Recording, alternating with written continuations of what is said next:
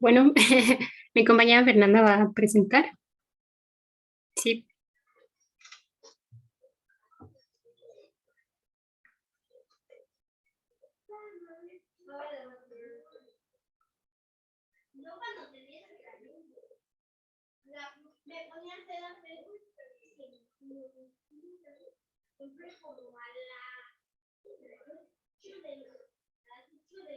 Hola, buenas tardes. Bueno, nosotros vamos a presentar la influencia de los chismes en la dinámica de las familias mexicanas, estudio de caso. Yo soy Ariadna Campos y mi compañera Fernanda Pérez. Bueno, les voy a presentar lo que es nuestro objetivo, nuestra justificación, y es, a través de este trabajo se buscó analizar la influencia que tienen los chismes al construir relaciones interpersonales. Nuestro interés es identificar los rasgos y las situaciones a partir de las cuales se crea el universo que es el hogar.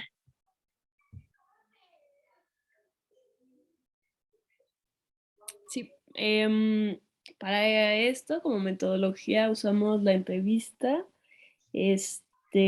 sobre todo retomando lo que decía Magnus Baer, y específicamente porque como dice el autor, es la información es principalmente lingüística, y es una oportunidad para que los entrevistados pues se autopresenten a sí mismos. Entonces decidimos también contrastarlo con la observación participante. En la, en la entrevista hicimos 7 preguntas. Primero les pedimos como que definieran qué eran los chismes y si les interesaban, eh, y si pensaban que había alguna consecuencia de ellos y si creían que les había afectado su dinámica familiar. También les preguntamos que si pensaban que en su familia otros miembros hablaban de ellos y si sí, sobre qué temas. Este, y ya después con la observación participante, pues les preguntamos si podíamos observar observarlos en ciertos contextos. Con esto nos basamos en lo que decía Miguel del Fresno, que y Magnus Berg, que decían que se puede complementar la entrevista con la observación participante. Y nosotras decidimos pues participar en las actividades del grupo social. Como marco teórico, aparte de Magnus Berg y Miguel del Fresno, también retomamos lo que dice Pierre Bourdieu sobre las casas, que constituyen un microorganismo organizado en donde hay oposiciones que ordenan el universo, eh, y que ésta pues mantiene una relación con el resto del universo. Eh, Porque lo que nosotras pudimos observar es que estos chismes luego generan ciertos como actitudes y arquetipos que también existen en la sociedad más allá de la casa. Bueno, eh, en el marco teórico también usamos a Marta Bernal, que hizo un trabajo etnográfico sobre los chismes y ella explica que el chisme se manifiesta como una forma de socialización que expresa un tipo de comunicación particular a los aconteceres y la cotidianidad de las personas, las cuales pueden tornarse sensibles y conflictivos o pasajeros y sin importancia, pues dependen de la actitud de las personas, además el contexto en el que se desarrolla el chisme. Como descripción del grupo doméstico, eh, están dos grupos, el grupo A y B. Sí, en el grupo A sería justo pues mi casa, que en mi casa viven mi mamá, que sería Josefina, y mi hermano Arturo, y pues yo. Pero mi hermano tiene 21 y mi mamá tiene 53. En el grupo B, que se encuentran ubicados en Ecatepec de Morelos, son cuatro integrantes, eh, dos femeninos y dos masculinos. La primera es una mujer de 50 años, que es la jefa de familia. Después un hombre de 59 años, que es el cónyuge de la jefa de familia. Después Alberto, que es el hijo de 24 años. Y Alberta, es la abuela de 83 años.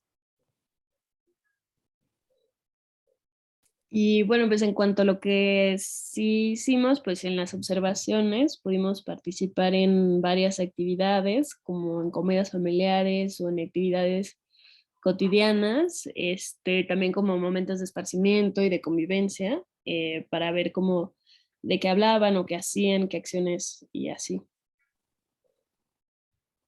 Bueno, las preguntas, como las escucharon, fueron en todo lo que nos basamos, además de la observación. Y la primera fue qué opinaban del chisme, ¿no? ¿Qué creían que para ellos era el chisme? Y todos dijeron que era algo negativo. Entonces, a partir de las entrevistas que realizamos, observamos que los entrevistados le otorgan una connotación negativa al chisme y es una constante que está en ambos grupos domésticos. Ellos admiten que el chisme se suele usar para desprestigiar la vida y acciones de cierto grupo o persona y por eso se percibe como algo negativo. Pero también lo que vimos es que había una contradicción entre lo que decían los entrevistados y lo que hacen. Porque por un lado justo tenían esta connotación negativa y por lo tanto afirmaban que no reproducían estas acciones, que es como justo se querían autopresentar a sí mismos en las entrevistas, pero al mismo tiempo cuando hicimos las observaciones, y siguiendo las definiciones que nos dieron, pues sí pudimos observar que hacían comentarios sobre los otros miembros de su familia mientras no estaban presentes. Y un ejemplo de eso, pues en el grupo A, durante una comida familiar, los entrevistados expresaron a otros miembros que estaban ahí en la comida que había en estos tipos de comentarios, y al mismo tiempo, mientras algunos no estaban en la comida, también reproducían esos otros comentarios sobre los que no estaban presentes. Y en el grupo B también pues, observamos que a pesar de que había una creencia pesimista sobre los chismes y su consecuencia, la mitad del grupo admitió que todos habían chismeado alguna vez en su vida, pero, o sea, pero la otra mitad aseguró que nunca lo había hecho por lo mismo, de que lo consideraban algo malintencionado. Pero durante el proceso de observación, pues pudimos ver que sus declaraciones se contradecían con lo que hacía normalmente en su día a día. Bueno, una de las consecuencias que los chismes traen es la creación de arquetipos, que es lo que vimos muy marcado, sobre todo en el grupo A, porque la creación de arquetipos creemos que es algo muy característico, un rasgo muy característico de los chismes, porque cuando es contado y esparcido se suele crear un un prejuicio que daña la imagen que se tiene de cierta persona y difícilmente se puede separar a la persona de quien es en realidad de lo que los demás dicen que es. Y también pudimos observar que en varios casos los chismes eran una fuente de problemáticas, eh, porque justo como pueden dañar la forma en la que se percibe a alguien y desprestigia sus acciones y formas de vida, generan consecuencias negativas y perjudiciales para algunas personas.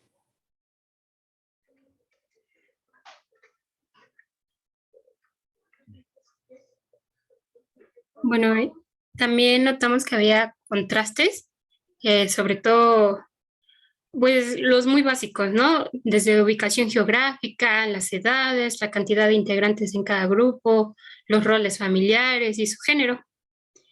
En el grupo A, como pudieron ver, se estudian a dos personas de diferente género y edades, hombre de 21 años y mujer de 53 años.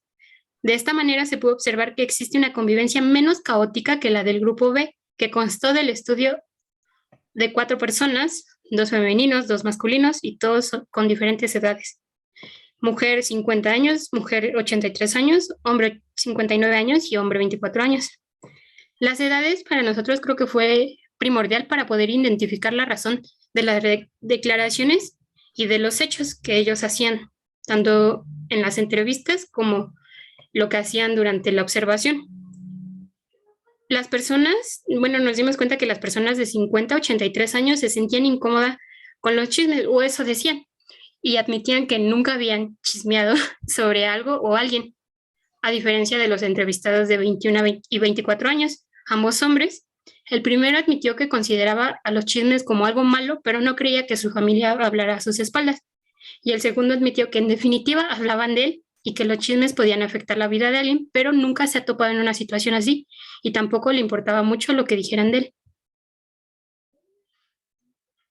Y pues antes de la conclusión, lo que sí quisiéramos también mencionar son las dificultades que encontramos nosotras, porque como en este trabajo nosotras jugamos un rol como investigadores, pero también ocupamos un papel dentro de la dinámica del grupo, fue difícil, pues justo tomar cierta distancia del grupo para tratar de hacer mejor la etnografía. Sí, asimismo creemos que una de las dificultades, además de cambiar el rol, fue separar el conocimiento previo que se tenía del grupo al nuevo conocimiento que estábamos intentando generar sin ideas preconcebidas. Y la verdad sí nos resultó complicado, porque como ya tenemos esta idea de actitudes y pensamientos que tiene este grupo en particular, eh, para nosotros, desde por sí cuando lo escuchábamos, sentíamos que se contradecían a lo que ya sabíamos, entonces fue muy complicado tratar de separar eso a lo que estábamos viendo ahorita mismo. Y pues ya como conclusión, nosotras lo que pensamos es que si los chismes, pues que si bien el chisme es un elemento que permite crear conversación y fomentar la convivencia, también abona en la creación de arquetipos y relaciones dentro de la dinámica familiar. Y esto crea un universo que construye reglas que reflejan una cultura exterior. Y pues ya. Gracias. Pues muy bien, las felicito. Tuvieron un manejo del tiempo suizo, ¿no? Me sorprendió, o sea, les salió perfecto en el tiempo que, que estaba planeado para eso. Vamos a dar un tiempecito para que platiquemos un poquito sobre su trabajo. Me gustó mucho, tengo un par de comentarios que creo que les pueden servir, les pueden ser interesantes. Las felicito por su trabajo, me gustó mucho. Es una etnografía difícil, es una etnografía muy difícil, muy bonita además, muy bonita además. Bueno, ahorita les comento lo que les quiero decir. Abro como el espacio para que las compañeras y compañeros les digan cosas, les pregunten.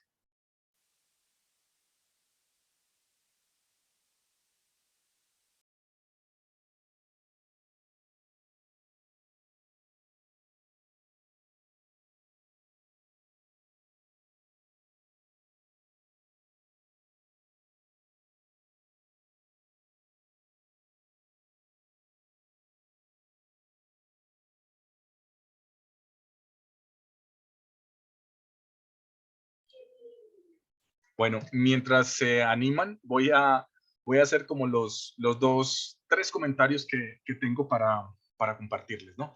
El primer comentario tiene que ver con el asunto como teórico de fondo, que yo veo que en el fondo hay, ¿no? Yo creo que podemos hablar de los rumores o de los chismes como una institución social, ¿no? Los británicos que trabajaron en África a comienzos del siglo XX, en la primera mitad del siglo XX, lo mencionan, ¿no? Identifican el rumor en las sociedades tribales africanas como un mecanismo de control social, ¿no? Entonces, pensemos en una cosa, pensemos que lo que hay en juego en el rumor es un juego de representaciones, ¿no? Es la representación que en un colectivo social, digamos, hay o promuevo sobre mí mismo y la representación que sobre mí están, digamos, promoviendo otras personas. O sea, lo que haría en última instancia el chisme o el rumor sería generar una pérdida de control sobre la representación de sí mismo. ¿Sí? Eso sería lo que estaría generando el chisme o rumor, una pérdida del control que tenemos sobre la representación de nosotros mismos en un entorno social específico, ¿no? A través de esto, de discursos que están, digamos, circulando y que afectan directamente esa representación que yo he construido, ¿no? Y que es una parte muy importante de mi identidad y de mi relación con los otros. Entonces sí es una cuestión muy importante. Y por eso es un mecanismo de control social, ¿no? Es un mecanismo de control social porque justamente las cosas que se dice están inscritas culturalmente en un marco, ¿no? O sea, no se dicen cosas al azar, ¿no? Se dicen cosas con base en un marco de referencia cultural, ¿no? Entonces, por eso es tan interesante, tan poderoso y tan, tan valioso, digamos, esta temática. Y quiero resaltar como esa importancia teórica del trabajo que ustedes hicieron, ¿no? Creo que lo abordaron muy bien. Creo que este contexto, digamos, de la sociedad contemporánea, de la pandemia en particular, pero de la sociedad contemporánea en la que los medios de comunicación han potenciado, digamos, la interacción entre las personas, le llevan a una nueva escala este mecanismo de control social, ¿no? Eso es muy importante que no lo pierdan de vista. O sea, es como si tuviéramos una corriente de 110 y la conectáramos a un superamplificador, ¿no? O sea, siempre el control social, digamos, los mecanismos de control discursivo, de control social sobre las representaciones y autorrepresentaciones de uno mismo siempre han estado presentes. Pero cuando tenemos medios de comunicación como redes sociales, como WhatsApp, como Messenger, como, en fin, todos los medios de comunicación que tenemos hoy en día a partir de los teléfonos celulares, este mecanismo de control adquiere una dimensión muy especial, ¿sí? Y por eso el asunto intergeneracional que ustedes notaban es una cuestión importante, ¿sí? Porque no tienen la misma articulación las diferentes generaciones a este entorno digital. Entonces, ahí tocaron una clave muy importante ustedes en su trabajo, ¿no? Yo creo que ahí eso es un punto, si les interesa seguir trabajando sobre esto, ese sería un punto, digamos, muy importante. Ese contraste generacional que ustedes hicieron es altamente significativo. Tiene que ver justamente con el nuevo contexto en el que estamos inscritos, este mundo, digamos, hipercomunicado y de... Entonces ahí los mecanismos de control social adquieren como una dimensión importante. Entonces las felicito por eso, ¿no? Por tocar justamente un aspecto en su trabajo fino, en su trabajo de descripción, de interpretación. Ese contraste que ustedes notan intergeneracional es efectivamente, creo que muy importante. Ese es el primer comentario. El segundo comentario tiene que ver con el asunto, con el concepto que utilizaron de arquetipo, ¿no? Es un concepto interesante, ¿no? Es un concepto, ustedes lo hacen para referirse como a esos prejuicios que se van estandarizando, que se van decantando sobre la imagen de otra persona. Me parece interesante que lo utilicen para eso, pero les sugeriría que el concepto de arquetipo, buscaran otro concepto diferente. El concepto de arquetipo está muy vinculado al psicoanálisis y sobre todo a la tradición junguiana, ¿no? O sea, Jung fue el que se inventó, Carl Gustav Jung fue el que se inventó la noción de arquetipo, o por lo menos el que la hizo muy popular, ¿no? Y el asunto con la noción de arquetipo es que en la visión junguiana, como en la definición original del concepto, hay unos elementos innatos muy poderosos. O sea, Jung cree, o pensaba pues, ¿no?, que los arquetipos, hay, digamos, unos pensamientos innatos elementales en los seres humanos, ¿sí? Por ejemplo, la idea del axis mundi, ¿no? O sea, la idea de que hay símbolos que vinculan los diversos niveles del cosmos, ¿no? La idea del axis mundi es un arquetipo junguiano, ¿sí?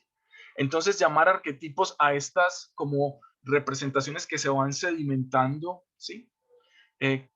Genera una tensión y un equívoco que es innecesario, ¿no? Entonces yo creo que habría que buscar otro concepto, no sé cuál sería como bueno, sería un trabajo que les tocaría a ustedes, pero pienso que el concepto de arquetipo no es la mejor palabra para nombrar eso que ustedes quieren decir o quieren definir o delimitar. Ese sería como el segundo comentario que les haría.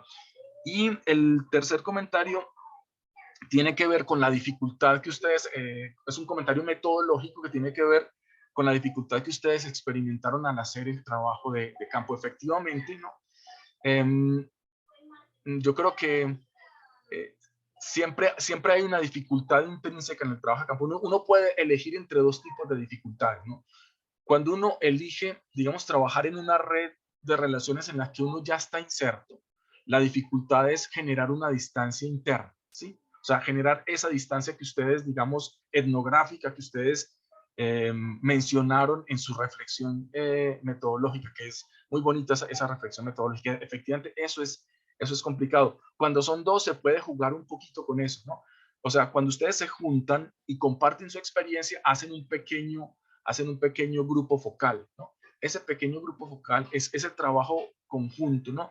Es una herramienta muy valiosa para generar distancia, porque la otredad del otro investigador o de la otra investigadora que está trabajando conmigo es una mirada crítica sobre la propia experiencia, ¿no? Entonces, por eso trabajar en equipos es bueno y por eso aprender a trabajar en equipos es bueno, facilita ese proceso de extrañamiento, digamos, metodológico, ¿no? Entonces, se puede potenciar eso, ¿no? Se puede potenciar ese trabajo en equipo y explotar eso sistemáticamente, ¿no? Entonces, ese será como el tercer comentario que les quería hacer y que me parece muy bonito, muy valioso que hayan notado esa dificultad. La otra opción, ¿no? Es elegir, digamos, una red social en la que yo no pertenezco y con la cual sí tengo como esa distancia, ese extrañamiento, pero ahí la dificultad definitivamente es ingresar a la red social. Entonces no hay salidas fáciles en el trabajo etnográfico, ¿no? O sea, la paga uno a la entrada o a la salida, o sea, siempre representa un reto, ¿no? Si hacer etnografía fuera fácil, la haría todo el mundo, pues, ¿no? Y no hace todo el mundo, ¿no? Hacer un trabajo etnográfico es complicado. Entonces está muy bonito que hayan notado eso y que reflexionemos sobre las estrategias para controlar un poco esa dificultad. O sea, ¿qué podemos hacer frente a esa dificultad? O sea, esos son como mis comentarios. No sé si alguien más quiera decir algo al respecto.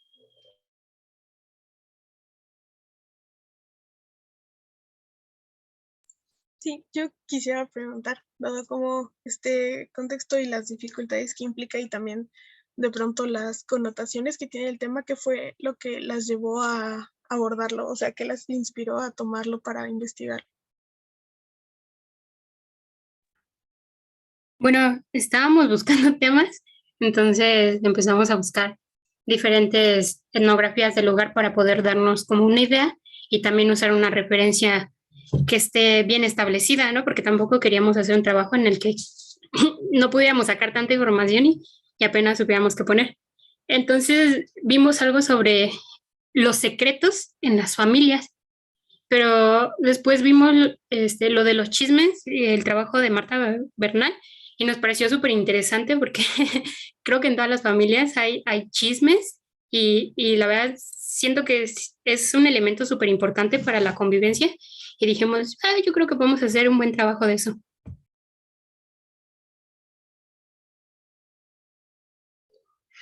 Me hiciste acordar, Ariadna, de un trabajo clásico, ¿no?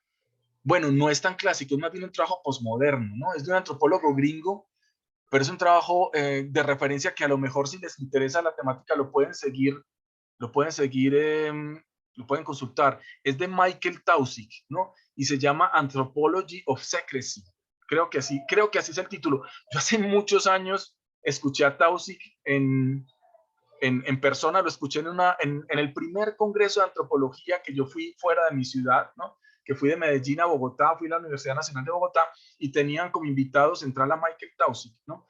Me causó mucho impacto porque se quitó los zapatos para dar la conferencia, entonces salió en calcetas, ¿no? En calcetines, y salió haciendo un performance, salió como caminando en puntitas, ¿no? Para que no lo escucharan, entonces y empezó a hablar como susurrando en el micrófono y dice, I'm gonna talk about secrecy, ¿no? Entonces, les voy a hablar sobre el secreto, ¿no? Entonces, como actuando.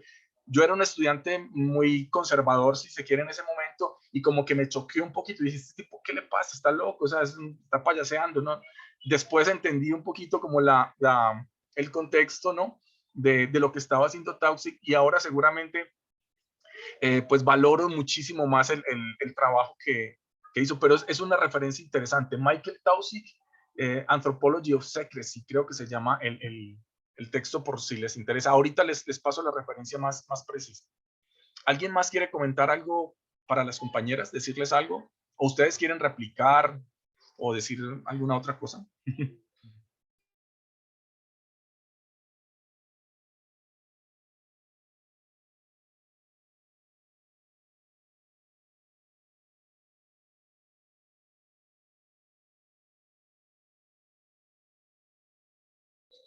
Bueno, muy bien. Estamos un poquito calladitos hoy. Supongo que estamos tensos. Relájense, no pasa nada. Lo están haciendo muy bien. Les está saliendo muy bonito el trabajo. Creo que el ambiente que hemos construido nos ayuda mucho a relajarnos un poco. Vamos entonces a darle salida al segundo grupo, ¿no? Que si no estoy mal, creo que es Andrés e Itzel, que nos van a hablar del miedo, ¿no? El miedo. Entonces, del secreto vamos a pasar al miedo, ¿no? Esta antropología de las emociones, ¿no? También muy en el enfoque contemporáneo, digamos, en el ojo, digamos, del debate en la teoría antropológica contemporánea, ¿no? Es el abordar eh, estos contextos clásicos como es el entorno doméstico desde los afectos, desde las emociones y en especial está el miedo que está muy, digamos, muy en el ojo de los teóricos contemporáneos. Se está discutiendo mucho sobre el miedo, ¿no? Sobre todo a raíz de lo que pasó en las elecciones norteamericanas. Recuerden el escándalo este del famoso Cambridge Analytica, ¿no? De cómo se utilizan los metadatos, el análisis de metadatos para generar miedo y para generar impactos específicos en votantes norteamericanos con efectos concretos en las elecciones, ¿no? Entonces, este asunto del miedo como mecanismo de control social también, ¿no? Y como estrategia muy vinculada a lo que sucede en tiempos pandémicos y en este mundo hipercomunicado. Entonces, las escuchamos, los escuchamos. Sí, profe, gracias.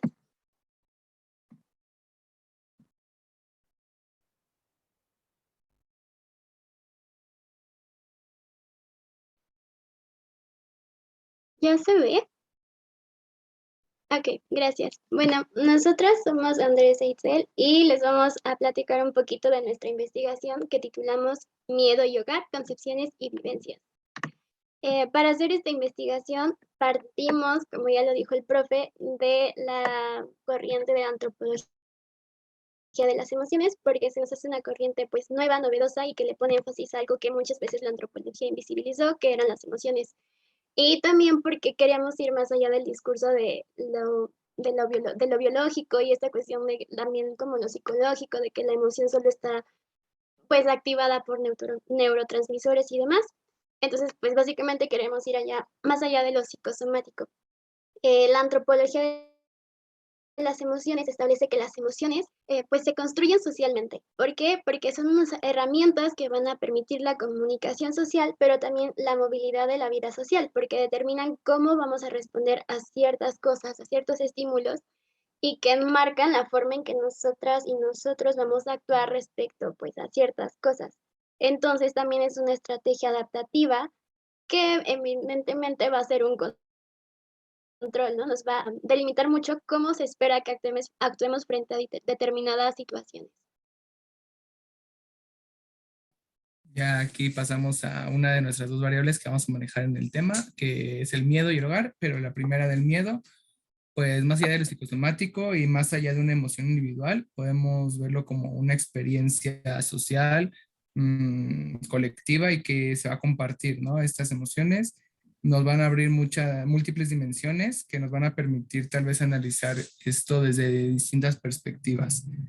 Aquí se va a ver que pues obviamente van a estar influenciadas por creencias, por valores, por, vaya, integraciones sociales y estos miedos no los pudimos, vaya, a aislar del mundo social y el miedo pues, no lo pudimos ver fuera del contexto de su entorno social, de cultural y político, el cual pues es fundamental para entender cómo surgen y cómo se gestionan.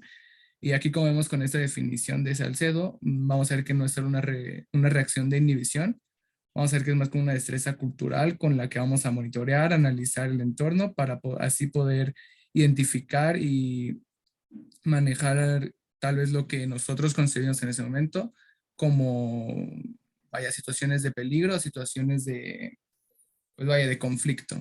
De aquí vamos a pasar a nuestra segunda variable, perdón, que es el hogar. Aquí hicimos un ejercicio de materialización de intimidad. Vimos un poco más allá de lo que se expresa en un contexto tal vez fuera del hogar o de lo que las y los participantes consideran como esa concepción y vimos más las relaciones que se generan, la importancia que le van a dar a todos los aspectos de su vida, tanto interna como externa, en las emociones y demás, y qué va a haber en común tanto en aspectos afectivos o materiales, ¿no? Aquí pasamos ya a la relación, ligamos a dos variables en el miedo hogar para poder así abrirnos un panorama más amplio para ver tal vez, no sé si los orígenes del miedo o lo que nos dejaran ver, no tanto así como una emoción sin más allá, sino que lo provoca, tal vez mecanismos que lo favorecen, situaciones que producen el miedo, los espacios que tal vez dan pie a que se genere el miedo. Entonces, no lo reducimos tanto al aspecto emocional, sino que vamos a centrarnos tal vez en un miedo como respuesta o gestión para situaciones peligrosas o consideradas como tales, y así como lo ven los y las participantes dentro de su hogar.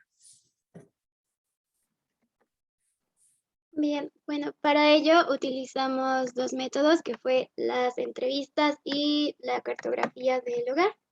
Y bueno, para las entrevistas, todas nuestras entrevistas estuvieron basadas en las variables que eran miedo y hogar, todas estaban encaminadas a eso. Se aplicaron a los miembros, las personas que conforman nuestros grupos familiares. Y fueron 5 personas, de las cuales 3 son hombres, 2 mujeres, y 4 de estas personas son pues quienes aportan económicamente a la vida familiar, y una de ellas es menor de edad, entonces no tiene hasta cierto punto tanta incidencia económica dentro de este grupo familiar. Básicamente, como sistematizando todas las entrevistas, nos quedamos con estas palabras como clave, en la que les pedimos que definieran qué era el miedo en una palabra, cuál era su mayor miedo y también lo que significaba un hogar. La primera persona dijo que el miedo lo ligaba a la oscuridad, o sea, no miedo a la oscuridad, sino como que el miedo es oscuridad para esta persona. Lo que puede implicar muchas cosas claramente, que su mayor miedo era quedarse pelón y que un hogar era un sentimiento y que en este sentimiento pues había cariño. La segunda persona, que es quien es menor de edad, mencionaba el miedo como un obstáculo y que su mayor miedo era no lograr las metas que esta persona se estaba pues planeando y planteando, y que el hogar entonces era un lugar y que le daba comodidad. La tercera persona mencionaba que el miedo es un desconcierto, que tiene miedo a perder el control familiar y que el hogar era más como un ideal en el término de la familia. No, o sea, era eso, como algo muy, muy familiar. La cuarta persona nos dijo que el miedo es un temor y que su mayor miedo era dejar desprotegidas a las personas que dependían de él, y que el hogar entonces era un lugar en el que sentía confort. Y la quinta persona nos dijo que miedo era pavor y que su mayor miedo era perder a su familia y que su hogar era un complemento pues de uno mismo, de una misma. Entonces, ¿qué nos deja esto? Para empezar, que hogar, o sea, no es como solo un espacio geográfico, ¿no? Que ya, bueno, hay una diferencia entre una casa y un hogar. Varias personas atribuyen esto como algo más abstracto, como un sentimiento, como un ideal y un complemento, o sea, que es parte de uno mismo también, ¿no? O sea, algo que vive con nosotras, que está con nosotras y que se configura. Las palabras sobre todo van encaminadas como a sentimientos, ¿no? Como cariño, que se sientan muy cómodos, o sea, que les genera hasta cierto punto paz y cosas positivas. Pues no hay un hogar como que tenga representaciones negativas. También que, bueno, obviamente esto también depende de la forma y de las cosas en las que han estado inmersas como personas sociales y que sus contextos y demás. Por ejemplo, la persona que dijo que tenía miedo de dejar desprotegidas a las personas, pues es una persona que también creció con un sentimiento de tener que cuidar siempre, ¿no? Como el jefe de familia, como la persona que aporta económicamente. Entonces, pues sí, o sea, si ese fue el estilo de vida con el que vivió, pues su miedo se basa en eso, ¿no? Como en la cuestión económica. Y que y también, pues, pues los grupos de edad van a variar un montón y van a determinarse los miedos, que incluso fue contrario a lo que nosotras buscábamos, porque nosotras en un principio creíamos que nos iban a contestar que tenían miedo de ciertos lugares porque eran muy oscuros o porque, no sé, habían visto una sombra o tal cosa, ¿no? Como muy sobrenatural.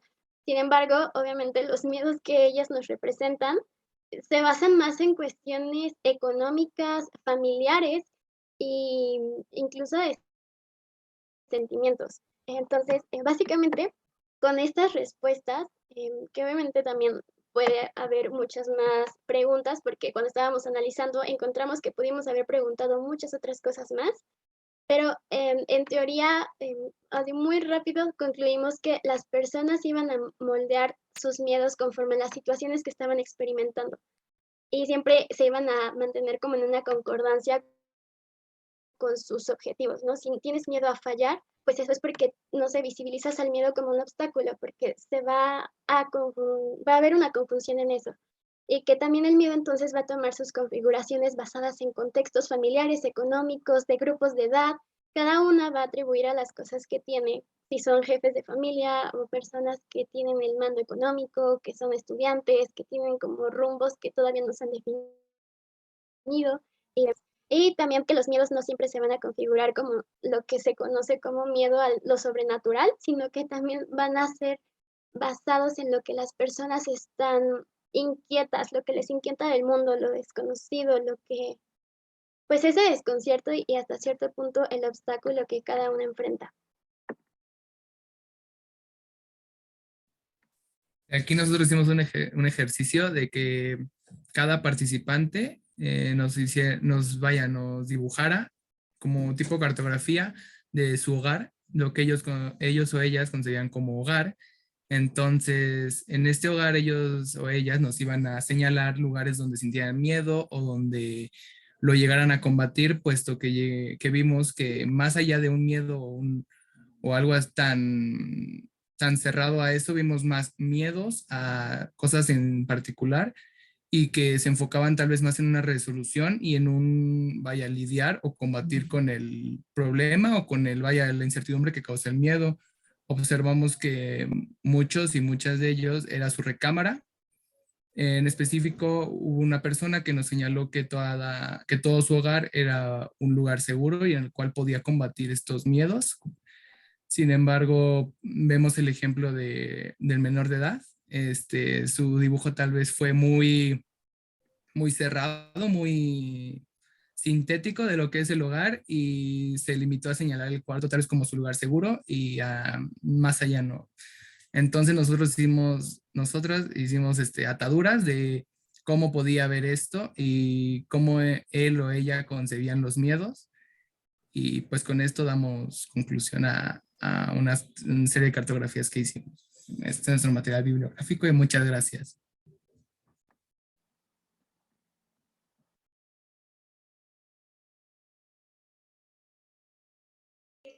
Muy bien, muchas gracias. También estuvieron suizos con el tiempo, ¿no? Los felicito, se nota que hicieron el ejercicio. Me gustó mucho el ejercicio que hicieron investigativo, me gustó mucho cómo lo presentaron. Se nota, digamos, el trabajo etnográfico, se nota la atención al detalle, la innovación metodológica también, pero bueno, me voy a callar un segundito y voy a esperar a que los compañeros y compañeras comenten cosas. No sé si Noucha quiera decirles algo. Sí, hola. Pues también me gustó bastante. Igual, no sé, yo no sabía qué esperar de las respuestas que pudieran darles. Y la verdad, esta cuestión de relacionarlo también como con la situación y los objetivos que tienen en sus conclusiones, pues no es algo en lo que hubiera yo pensado por anticipado, pero que sí me hace todo el sentido con lo que les están contestando, ¿no? Como esas cuestiones de lo económico y la figura que representan dentro de sus dinámicas familiares, pues sí me agradó bastante y también se me hizo muy interesante la parte de las cartografías. No sé, siempre resulta como muy fuerte ver la forma en que las personas, y más cuando es nuestra familia, están representando los espacios que se comparten y en los que se habita. Me gustó bastante su trabajo. Felicidades.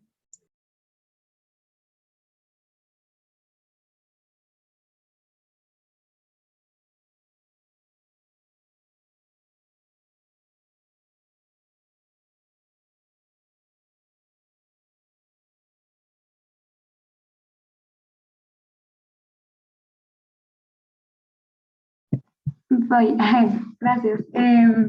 Yo les quería preguntar, es que en nuestra investigación que estoy haciendo con mis amigas, también preguntábamos acerca de emociones y lo que yo noté es que como que era muy difícil, al menos como para mi familia, describir cómo se sentían en los lugares y como si las emociones como que eran muy complicadas.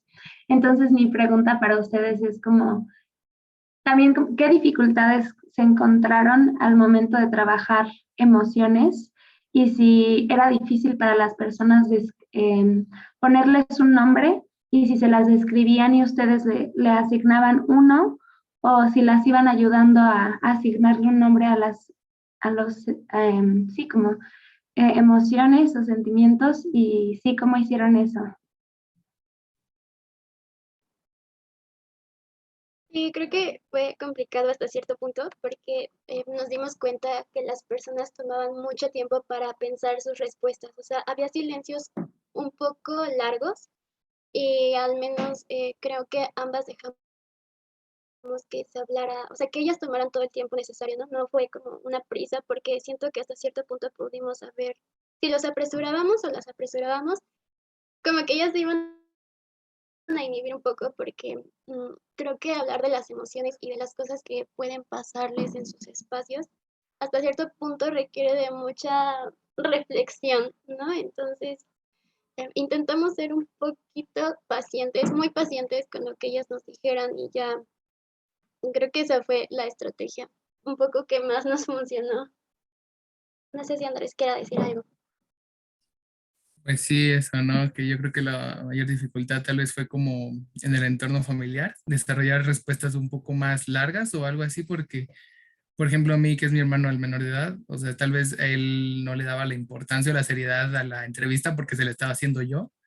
Entonces él tenía tal vez algo como juguetón, entonces era como de, pues, y yo quería tal vez una respuesta más, pues, extendida o una explicación un poco más elaborada, porque al hacer entrevista estructurada, pues sí, era un poco más difícil generar, y salían más preguntas, ¿no? Entonces, conforme íbamos avanzando, era difícil, porque también delimitar una emoción, bueno, al menos a mí sí se me hizo complicado, así delimitarla tanto, entonces por eso llegamos como a la conclusión de generarlo como miedos, porque ya no era un miedo como la concepción única, entonces cada quien daba su interpretación y pues obviamente no queríamos que se limitaran a una respuesta o a responder poco, pues lo que quisieran responder era bienvenido y pues yo creo que eso sí fue una de las cosas que sí costó trabajo.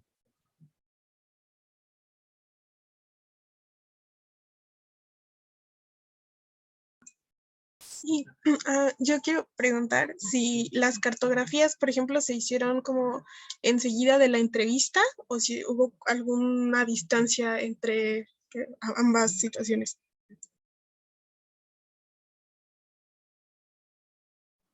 Se hicieron luego de la entrevista como para que, no sé, como que todo estuviera muy reciente, ¿no? Como que esta emoción y esta relación que ya habían asociado como entre miedo y hogar, como que todavía estuviera muy, muy presente.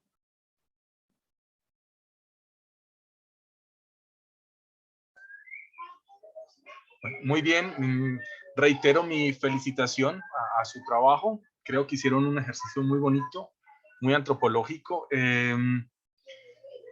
Me encantó lo de la cartografía. Me gustó mucho que echaran mano de ese recurso. Y yo creo que justamente ese tipo de recursos son los que pueden salvar situaciones y dificultades como la que ustedes encontraron, ¿no? Recuerden que pasa siempre. O sea, lo que le pedimos a las personas que reflexionen son cosas que normalmente no las toca la palabra. O sea, son cosas que están, se saben, ¿sí? pero se sabe como se sabe, digamos, montar en bicicleta, ¿no? Como se sabe cantar, como se sabe, no sé, caminar, ¿no? Se sabe porque se sabe con el cuerpo. Entonces, y las emociones no son una excepción, no son una excepción a esa condición tan humana, ¿no? Entonces, pedir a la gente que hable sobre las emociones, sobre cualquier cosa, es ponernos en una situación compleja, difícil, ¿no? Creo que este tipo de cosas facilita.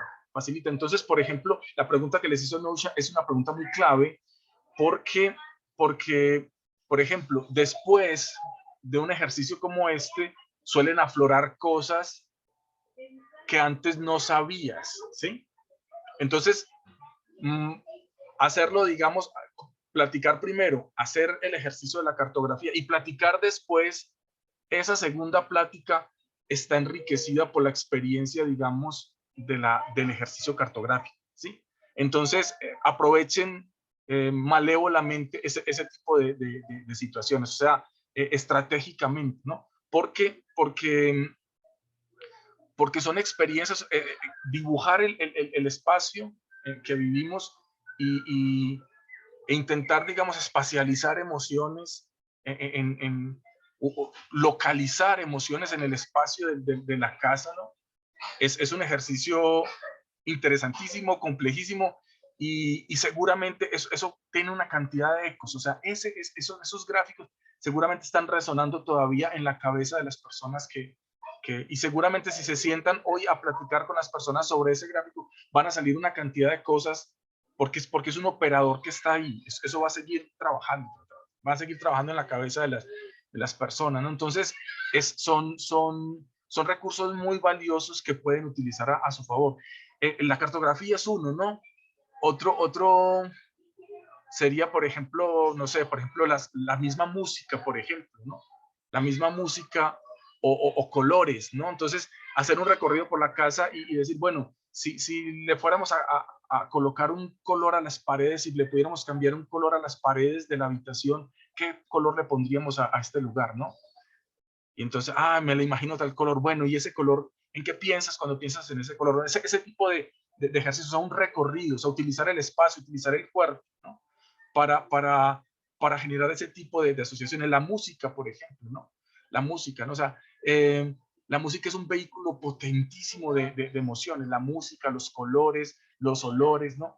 Ese tipo, digamos, y ustedes pueden planear ese tipo pues, se lo digo como recurso hacia futuro, ¿no? Cuando se enfrenten con esto en nuevos trabajos de investigación, digamos, como lo hicieron ahorita con la cartografía, es una herramienta muy potente y pueden seguir con muchas más cosas, ¿no? Porque eso va a pasar, eso les va a pasar. Ustedes van a sentir que muchas veces con las personas es que no se dijo todo lo que se puede decir, es que se puede decir mucho más, ¿no?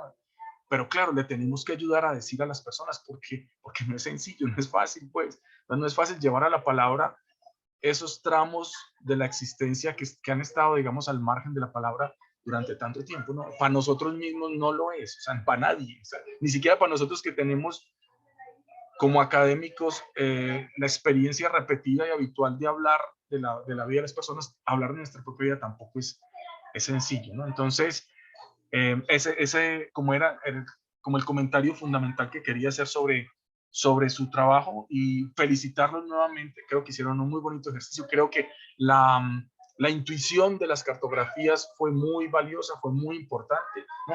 Y creo que efectivamente es una respuesta práctica, es una respuesta, digamos, muy en concordancia con el espíritu del curso para abordar esa dificultad que encontraron y que va a ser una generalidad en todos los trabajos de investigación que vamos a realizar en la vida, pues, ¿no? Pues muy bien, los felicito nuevamente. Vamos bastante bien con el tiempo. Vamos a pasar al siguiente conjunto. Les compartí en el chat el texto de Taussig, ¿sí? Ahí hay un link para que lo descarguen, ¿no? Que se llama Public Secrecy and the Labor of the Negative, ¿no? Sobre este tema, sobre este otro tema del miedo, hay mucha bibliografía contemporánea. Ahí les quedo debiendo porque no estoy actualizado, o sea, no he leído cosas de antropología de las emociones sobre miedo recientemente. Sé que se ha debatido bastante, pero les debo la referencia. Voy a buscar un poquito más también porque me interesa ponerme un poquito al día sobre esto. Voy a buscar un poquito más y les comparto algún texto clave, se los comparto en el grupo de Facebook para que tengan un texto clave sobre miedo y antropología de las emociones en el mundo contemporáneo, que es muy importante. O sea, sé que hay bastante y sé que hay cosas muy valiosas al respecto. Esas se las quedo debiendo, pero me comprometo a compartirla. Seguimos entonces con déjenme aquí porque tengo muy mala memoria. Mi memoria es memoria de teflón, por eso el diario de campo es mi mejor aliado, mi mejor amigo. Seguimos entonces con Milo y con Josué, ¿no? Que nos van a hablar de género, sexo, expresiones y vivencias, procesos y dinámicos domésticos durante el COVID-19, ¿no? ¿Qué pasa con la diversidad genérica? ¿Qué pasa con esa vivencia, digamos, cuando en condiciones de encierro tenemos que convivir muchas más horas con las personas que hacen parte de nuestro grupo doméstico, de nuestro núcleo familiar, y entonces empiezan a jugar toda una serie de tensiones y de vivencias que seguramente Milo y Josué nos van a ilustrar y nos van a conducir en una muy bonita reflexión al respecto, ¿no? Ya entonces los dejo con los compañeros. ¿Sí se ve la infografía? Sí, se ve se ve. maravillosa. Bueno, buenas tardes. Hola, muy buenas tardes a todas, todes y todos. Mi compañero Milo Ruiz y yo les vamos a platicar un poco acerca de este proyecto de investigación que tuvimos el placer de desarrollar este semestre para el curso que pues nos convoca hoy, ¿no? Tiene por nombre Identidad, Sexo y Género, procesos y dinámicas de la diversidad en los grupos domésticos que sufrieron la crisis del COVID-19. Ahí reformulamos un poquito el nombre. Y este da sus primeros pasos frente a nosotros como el producto de algunas cuantas sesiones de Zoom a lo largo de un mes, donde entre discusiones y propuestas coincidimos en realizarlo no como un mero trabajo escolar para obtener una calificación y ya, sino más bien como un cálido abrazo a nuestra subjetividad, nuestros contextos y nuestras realidades. Una carta de amor para aquellos grupos subalternos en compañía de los cuales hemos aprendido a experimentar el mundo, nuestros temores, al igual que esperanzas. Y bueno, pues aquí pues entrada confianza, ¿no? Pues no es como que una cuestión de que solamente nos interesen estos grupos y sus dinámicas, sino que pues también somos parte de esta demografía y pues nos interesa averiguar más de estas vivencias y pues todas sus formas y diversidades. O sea, no se trata de un punto externo y ajeno, pues como dicen hoy en día, no es haciendo ciencia para el pueblo, sino que el pueblo haciendo ciencia. Y pues nos encontramos en pues, indagar en esta cuestión, pero pues no podemos generalizar nuestras experiencias y es aquí en donde nos aventuramos. Justo como menciona Milo, gracias al haber crecido y convivido con estas disidencias, pues fuimos testigos de diversas dinámicas de poder que tomaban raíces en las corporalidades de todo aquel que cohabita este mundo con nosotros. De manera que la primera pieza que cimentamos con seguridad fue que queríamos realizar este trabajo a través del giro corporal, mediante una exploración de ciertos cuerpos que nuestras circunstancias históricas han sido pues particularmente invisibilizados, subalternizados y fragilizados, como pues los de los individuos que hoy se reconocen miembros de la comunidad LGBT, a la cual nosotros mismos nos adscribimos también. Una vez hecho esto, fue menester definir el terreno sobre el cual queríamos desarrollarnos, cosa que no fue tan difícil de delimitar, ya que el profesor dejó muy en claro que el trabajo debía estar permeado por la perspectiva doméstica, de forma que terminamos mirando hacia los hogares que se vieron desbordados por lo acaecido con el COVID-19 y el encierro. Bueno, pues ahora lo que sí representó un poquito, bastante de tiempo fue romper las cabezas y definir más bien mejor nuestra pregunta de investigación. Y lo que pasa es que pues ya sabemos todos que estamos en las mismas. Pandemia, estar todo el tiempo en la casa, estar todos encerrados con la familia o roomies o como sea que uno vive. Y pues que ya llevan 2 años así, ¿no? No es cualquier cosa.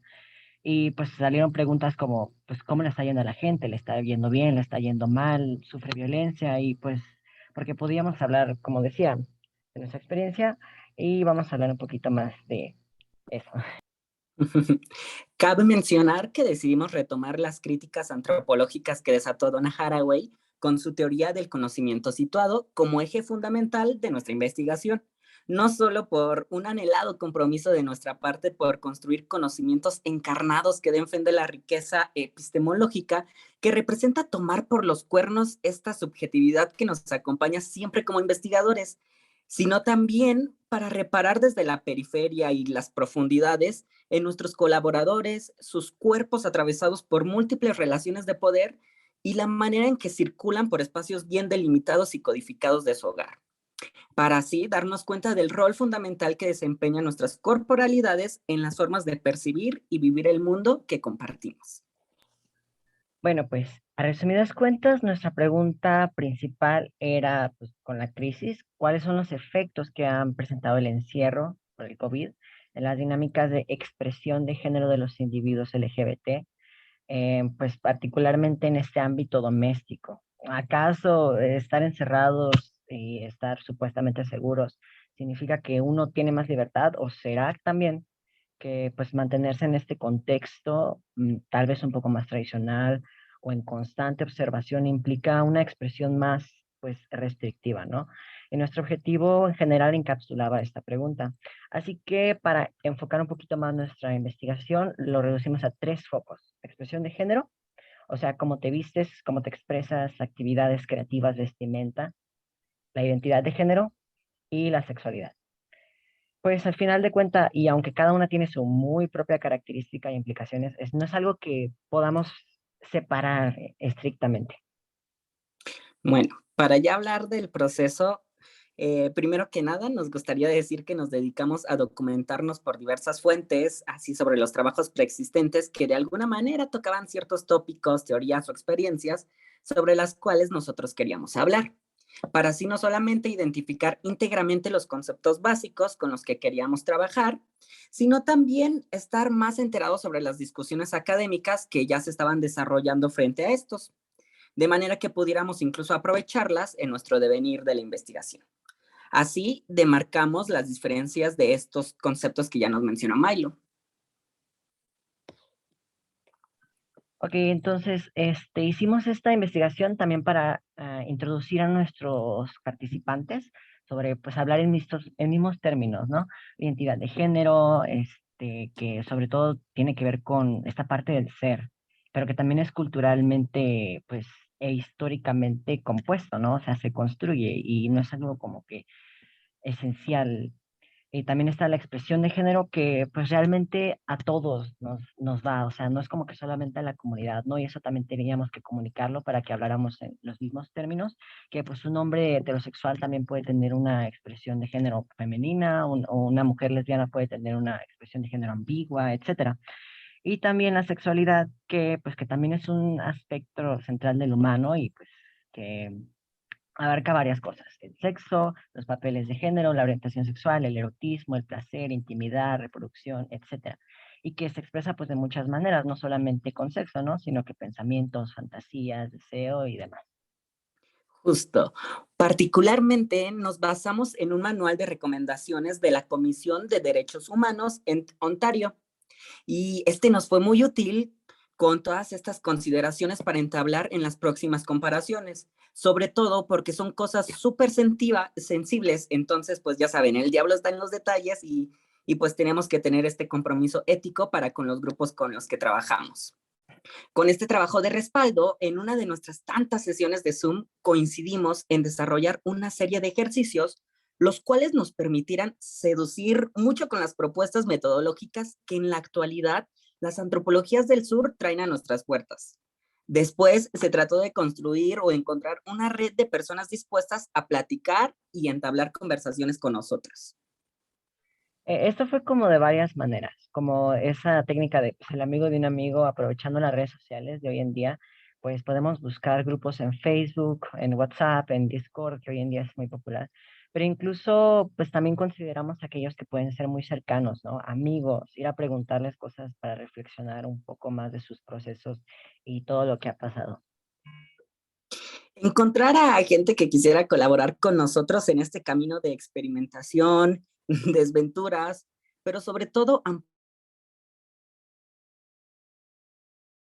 creo que es debido reconocer de nuestra parte que muy seguramente esto se debió a que nuestras redes sociales están densamente pobladas por personas autoadscritas a la comunidad LGBT+, pues al estar nosotros plenamente inmiscuidos en ese entorno. Para continuar, pues quisiéramos mencionarles que optamos por llevar a cabo 3 procesos. Entrevistas por chat de 1 a 1, una encuesta y un diario autoetnográfico que fuimos elaborando a lo largo de las semanas. Ahorita ya entramos más en detallitos. Algo que teníamos muy, muy en claro era que el aspecto subjetivo era importantísimo para nosotros, porque creemos que gracias a sus aportes cualitativos presenta muchísimas nuevas opciones para el desarrollo de las representaciones sociales, así como permite una integración entre lo individual y lo social que es vasta en riqueza, por lo cual hacer una entrevista era algo elemental y que pues no tuvo mucha discusión.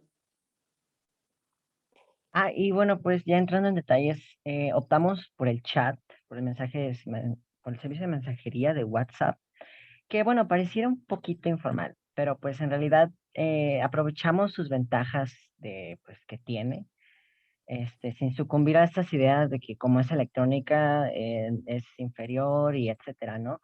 Pero pues hacerlo de esta manera representó un cierto tipo de ventajas porque podíamos como que saltar esta hora intimidante de la formalidad que las entrevistas cara a cara e incluso a veces por el Zoom traen consigo.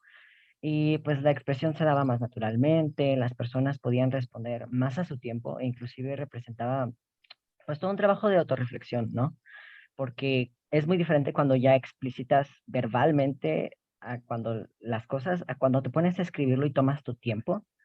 Y pues a veces nos sorprendía mucho sus respuestas muy concisas y claras así o no. O a veces sí, ciertamente tardaban días en contestar, pero a veces mandaban así como que textos, muro de textos con muchos sentimientos y reflexiones de toda la pregunta, ¿no? Fueron 3 encuestas particulares las realizadas. Fue una chica trans, un chico gay cisgénero y un chico trans igual. Y pues esta libertad del chat permitió llevar a cabo estas encuestas por mucho más tiempo, fueron varias semanas. Y pues hay varias frases que se destacaron y experiencias y reflexiones que nos marcaron mucho en la reflexión posterior con las encuestas que hicimos de cómo vivieron el proceso, porque es muy curioso ver los dilemas sin sentidos y evoluciones que pues justamente vimos en todo el discurso, ¿no? Así como que el ver lo que hacen y lo que dicen que hacen y es como que cómo interpreto esto, ¿no? Y pues fueron muy, muy, muy útiles posteriormente. Después, respecto a la encuesta de internet, pues tuvimos que como que equilibrar. Podemos decir que fue elegida no solo para aprovechar pues, la oportunidad de la omnipresencia del Internet y los servicios de Google Forms y todo eso, pero queríamos recolectar una cantidad un poquito más gruesa de datos. Ya contábamos con mucho material de contenido cualitativo, de pues alto contenido narrativo, pero también queríamos balancear con un poco de información, sobre todo para comparar. Entonces acordamos que sería prudente también considerar estos datos, ¿no? Y bueno, estas son las generalidades de nuestra muestra, de alrededor de como 50, 60 respuestas. Y pues vamos a ver un poco de lo que nos arrojó. A ver, nomás muevo tantito esto. Bueno, pues el rango de edad era de 17 a 30 años. En su mayoría era de México, aunque tuvimos una respuesta de Chile, otra de Colombia. Decía que la mayoría, el 80%, vive con su familia nuclear y luego el resto era entre su familia extendida y roomies. La mayoría expresó sentimientos de negatividad, de permanecer mucho más tiempo en su entorno doméstico. Y luego el 30% se mantenía indiferente. y luego el 21% eran positivos, o sea, eran muy pocos los que tenían, pues igual, ¿no? Es como que pandemia, contexto, quién se sentiría en paz, ¿no? Pero tratamos de enfocar nuestras respuestas relacionando, ¿no? De que tu expresión de género y estar en casa, no en general de la pandemia. Respecto a esto, se decía que la minoría, solo el 28% era abiertamente LGBT en su entorno doméstico y que el resto se encontraba dentro del closet entera o parcialmente. Entonces esto afectó claramente. Justo como mencionamos anteriormente, esta estaba enfocada en tres ejes: identidad de género, expresión de género y sexualidad.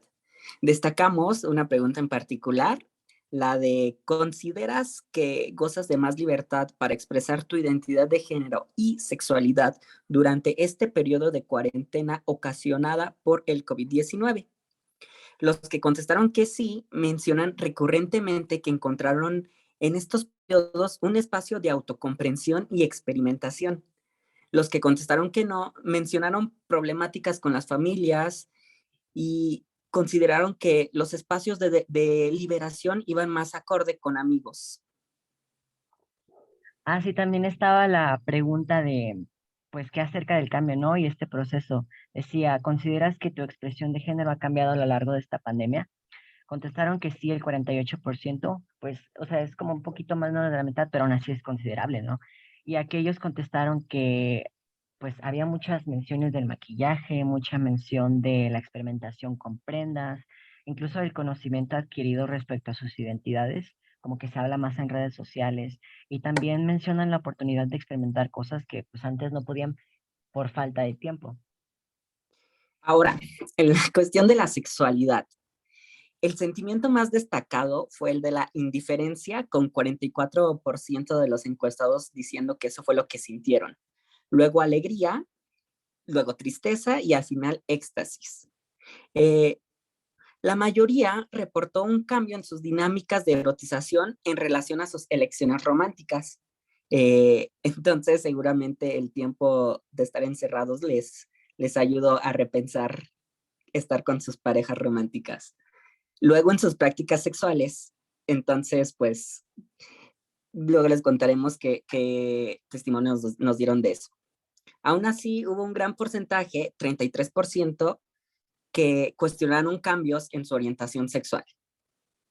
En relación a las actividades sexoafectivas, se reportó que se vieron aumentadas un 44% durante la pandemia, supongo que por el tiempo libre.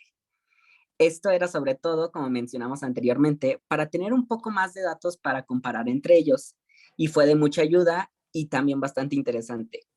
Una de las cuestiones curiosas fue un error en el planteamiento de la encuesta, porque aunque hubiesen personas que no se considerasen parte de la comunidad LGBT+, y que contestaron la encuesta, había por parte de sus respuestas autodefiniciones como bisexual, pansexual, etc. Caso curioso porque debería de haber una consideración al respecto. ¿Qué consideraciones o implicaciones conlleva a alguien a autoadscribirse o no a la comunidad pese a ser de una disidencia sexual? Y ciertamente suena obvio, pero no solo, puesto que no solo la comunidad LGBT está sujeta a presiones y expectativas en cuestión de género y sexualidad y comunidad. Pues en el caso de la entrevista que se realizó anteriormente, las que mencionamos al inicio, pues nos recordó a este asunto. La chica con la que se había entrevistado anteriormente no se autodefinía parte de la comunidad hace, yo creo que fueron como hace un mes aproximadamente. Y decía que porque no se consideraba lo suficientemente valiente para llamarse trans, para explicitarse como trans, ¿no? Para decir, soy una chica trans. Y pues entonces ni siquiera se consideraba como tal, pero después de que se realizó la encuesta, contestó de manera diferente y ya se adjudicaba trans, pero no se consideraba parte de la comunidad. Entonces, muy interesante caso ahí. Y dentro de estas respuestas, el inciso de las que decía que no se consideran parte de la comunidad, habían menciones de personas heterosexuales, pero que se consideraban género fluido y bisexuales. Entonces es muy curioso ver todas estas como resignificaciones y totalmente cosas que toman sentidos propios, ¿no? Dos casos contestaron que que las personas a su alrededor conocían de su pertenencia a la comunidad, pero que ellos no querían autodefinirse. Y 2 personas habían contestado que realizaron algún tipo de transición de género o de pronombres, pero aún así no contestaron como de que se pertenecían a la comunidad. Y bueno, en otro caso de la entrevista, se hizo falta de este detalle que pues no se podría hacer sin las encuestas, ¿no? Pues se tenía también una pregunta de que si la familia representaba un impacto en el cambio del que había entrevistado. Él decía que la familia sí reaccionaba negativamente. No le aceptaba, no le llamaban con sus pronombres ni nombre pertenecientes, pero que esto no representaba que él se cohibiera. O sea, su libertad era como intocable, ¿no? Y es muy curioso ver estas luchas, estos detalles y estos actos de resistencia cotidianos. Justo.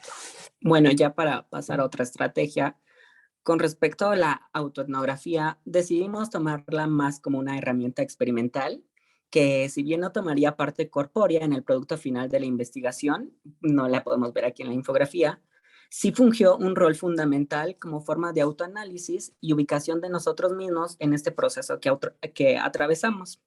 Fue realizado por medio de un archivo colaborativo en Google Docs, con su respectiva carpeta de Google Drive, donde ambos, Milo y yo, podríamos escribir cosas, pegar imágenes, poner ligas a artículos, subir PDFs, etc. Y representó un ejercicio introspectivo colaborativo, el cual nos permitió reflexionar sobre las repercusiones que tienen los aspectos más viscerales de nuestra persona al momento de experimentar un mundo que nos interviene y al cual intervenimos. Nosotros queríamos romper con esta visión distanciada, desprendida y, ya saben, pseudo objetiva tan característica en la antropología clásica, para repensar nuestra investigación como un proceso de producción del conocimiento, donde este último es emergente y relacional, no determinado y estático. Por eso vimos necesario el realizar este diario colectivo, porque además de podernos abrazar mutuamente en este proceso, de manera que podíamos estar al tanto de pensamientos, problemáticas y especificidades que pues estaban atravesando al otro, también al volcar ahí sentimientos y sentires, pues podíamos ser conscientes de cómo estos repercutían en el desarrollo de nuestra investigación. No sé, o sea, si un día despertábamos tristes o cansados, pues nos dábamos cuenta que la documentación era más rápida, efímera o así. Pero pues igualmente, para cerrar este proceso, checamos unos trabajos similares a este. Por parte de la UNAM, Juan Mendoza Pérez y asociaciones civiles hicieron una encuesta mexicana de vivencias LGBT justamente por el COVID en el 2021, que es súper detallada, súper grande, o sea, no hay comparación en su profundidad, pero igual fue pues muy interesante comparar nuestros resultados de nuestra muy pequeña y limitada encuesta, sobre todo porque pues era muy optimista. La mayoría decía que no experimentaba violencia y pues todo, que la mayoría de las personas que realizaron una transición, porque también había un estudio de eso, era abiertamente LGBT y su familia les aceptaba. Sin embargo, en la encuesta que mencioné ahorita, se menciona que en cuanto a la escala de afectación de la vida de al menos 6 de cada 10 personas afirman que el contexto del COVID le afectó mucho, severamente en sus vidas y que solo una décima parte de la población afirmó que hubieron pocas o nulas afectaciones. El grupo que representa mayor afectación son las personas trans y otras identidades de género no normativas. Y el factor más constante de violencia era la familia, la violencia y el rechazo dentro de la familia. Y pues la magnitud y el alcance pues es incomparable, ¿no? Igualmente esto nos ayudó para reflexionar sobre las implicaciones de nuestra encuesta, pues que lo van a llenar nuestro círculo cercano, que son universitarios. Segundo, que pues van a ser personas más jóvenes, con acceso al internet y que pues están usando redes sociales y tienen acceso a Zoom, WhatsApp, teléfono y así, ¿no? Curiosamente en la encuesta, checando datos, las personas la demografía con más personas indígenas eran personas trans. Entonces supongo que fue un proceso totalmente diferente al de nosotros para realizar esta encuesta.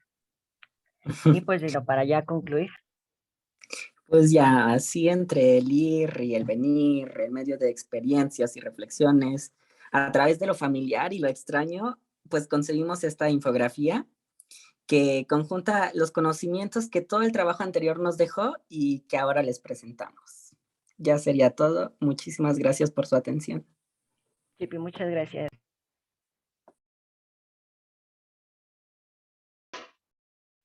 Pues felicitaciones.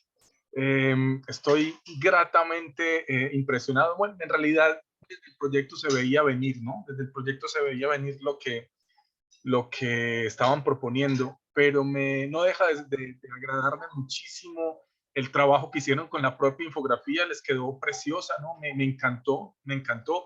Creo que hacen un balance genial de estructura, de color, de texto, de imagen. Creo que es muy bueno, creo que hay mucha información, me gusta muchísimo y pues logran comunicar una trayectoria que es cualquier cosa menos sencilla, ¿no? También me sorprendió gratamente, ustedes no son mucho de hablar en clase, escucharlos es casi que un privilegio, ¿no? Y es un privilegio en todo el sentido de la palabra porque lo hicieron muy bien.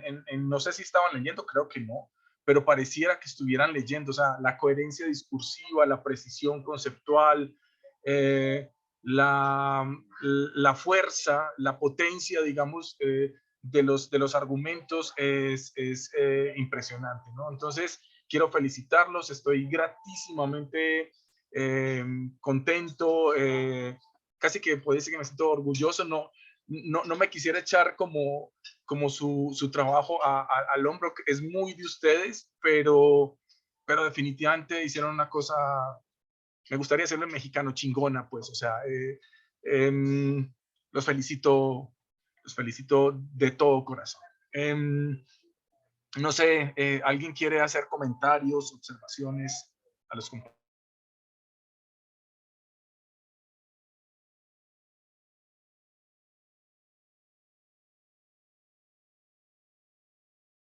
Yo nada más quería decirles que se me hizo demasiado bonita su presentación, como que me hizo muy feliz escucharles y no sé, me hizo muy feliz, de verdad, está demasiado bonita y me gustaron como, nada más para que sepan, esta participación es para decirles que está increíble nada más. Pero como me gustaron mucho como los conceptos que utilizaron para describir las cosas que fueron encontrando, se me hicieron como que engloban muy bien a las personas y a, no sé, me gustó mucho, pero me gustó mucho esta parte que dijeron de los actos de resistencia cotidianos. Se me hizo muy bonito que hablaran como de resistencia dentro de como de la casa, porque creo que no se habla mucho de eso, sino que se habla más como de una resistencia colectiva. Y se me hace como interesante hablar de resistencias también dentro de como estos espacios íntimos y también como corporales y de identidad. Y no sé, me gustó muchísimo. Muchas gracias.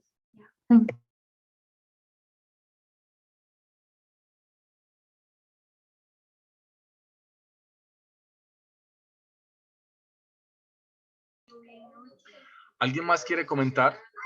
No, te escuchamos.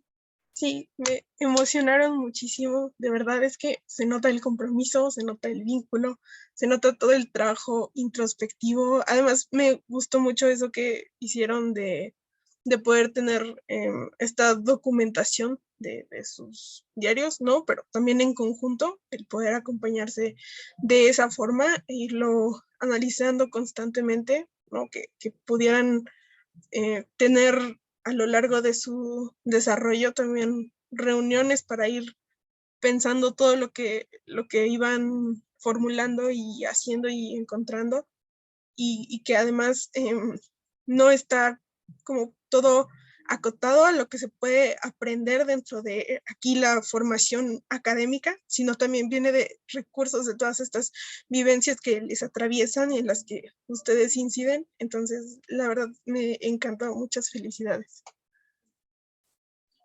Yo quiero decir que metodológicamente su trabajo es una joyita y les voy a decir por qué es una joya.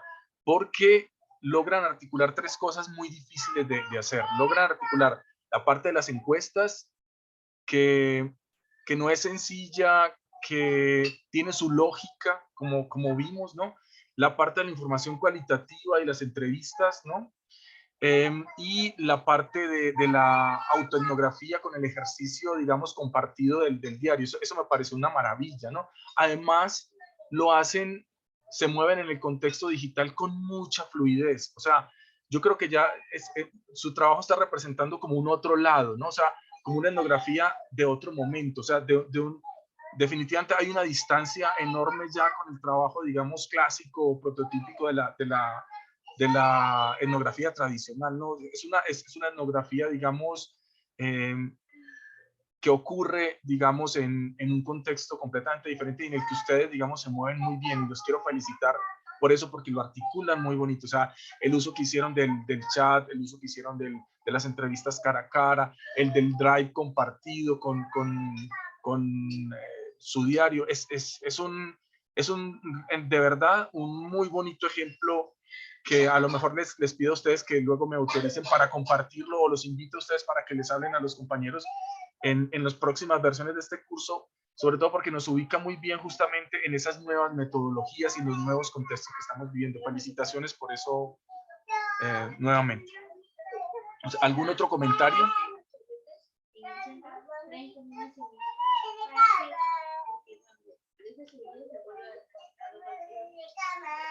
Muy bien, entonces vamos a pasar al siguiente trabajo, que sería ya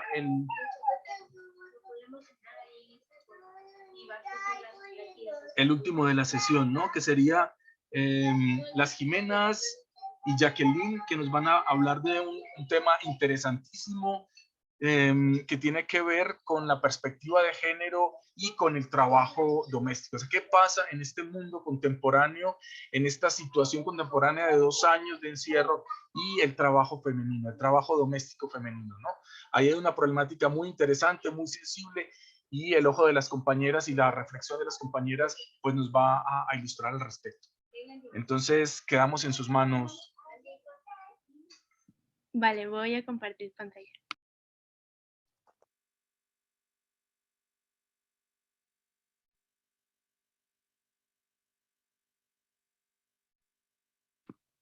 ¿Ya se ve? Sí, ya. Gracias. Listo. Bueno, nosotras les queremos hablar un poco de nuestra investigación, la cual titulamos Transformación del trabajo doméstico femenino durante la pandemia, y está a cargo de Jacqueline Bisset Rosas y Jimena Zubillaga Martínez, pero antes que nada queremos hacer una dedicatoria con mucho amor. Sí, queremos dedicar este trabajo a Jimena López García, quien era una de las integrantes de este equipo, pero por cuestiones familiares y personales, pues al final ya no pudo estar. Sin embargo, reconocemos su esfuerzo al principio para ayudarnos a escoger la temática y le agradecemos como todo su trabajo como compañera y como amiga.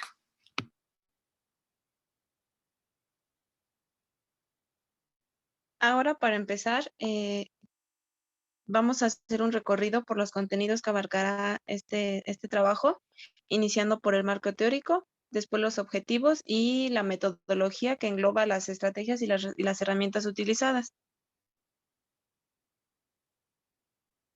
De ahí haremos un breve recorrido por el contenido y las experiencias para intentar desarrollar de manera breve pero más clara la problemática.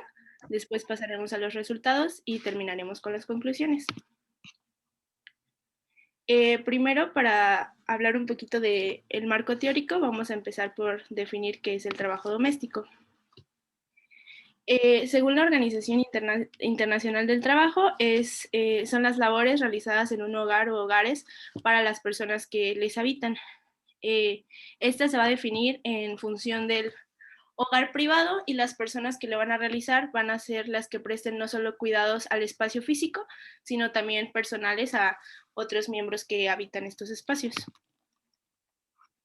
Otro concepto que dio luz a este trabajo fue el sistema sexogénero, el cual nos habla que es un sistema de símbolos que consta de dos categorías complementarias, aunque son mutuamente excluyentes, y se intenta ubicar a todos los seres humanos dentro de este. Otra de sus características es que distingue este sistema se encuentra el hecho de que los genitales del individuo son el único rasgo que se le otorga para una categoría al nacer, y que cada categoría se le va a asociar una serie de actitudes, valores o expectativas. En relación al sistema sexogénero, entonces podemos hablar de la división sexual del trabajo, que se va a referir a la forma en que la sociedad, de acuerdo a lo que ya nos explicó Jake, va a distribuir los labores entre hombres y mujeres según los roles de género que van a estar establecidos por la sociedad de acuerdo al sexo que se determina al nacer. ¿Cómo afecta a las mujeres esta división del trabajo doméstico? Bueno, básicamente le van a restar posibilidades a la mujer para que pueda acceder a una esfera más pública, pues la va a mantener a cargo de las labores domésticas, lo cual es básicamente una esfera de violencia, mientras que para el hombre va a funcionar como una especie de liberación y lo va a acercar sin problemas a la producción del mercado, debido a que no se va a preocupar por realizar trabajo doméstico. Con esto no buscamos demeritar la labor doméstica, sino más bien hacer un señalamiento a que las mujeres regularmente no solo tienen que encargar con estas labores en el hogar, sino aparte con sostener sus vidas personales, ya sea trabajo, escuela, entre otros procesos.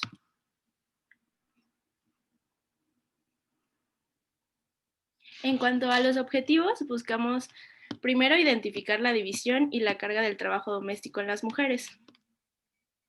De ahí queremos describir algunas de estas labores domésticas y las afecciones que tienen en las cuerpos y cuerpos de la mente de las compañeras.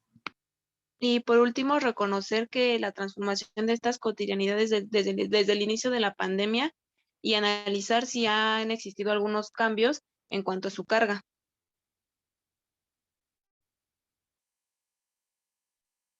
En cuanto a la metodología utilizada, utilizamos 3 herramientas muy importantes: entrevistas, una historia de vida y una autoetnografía.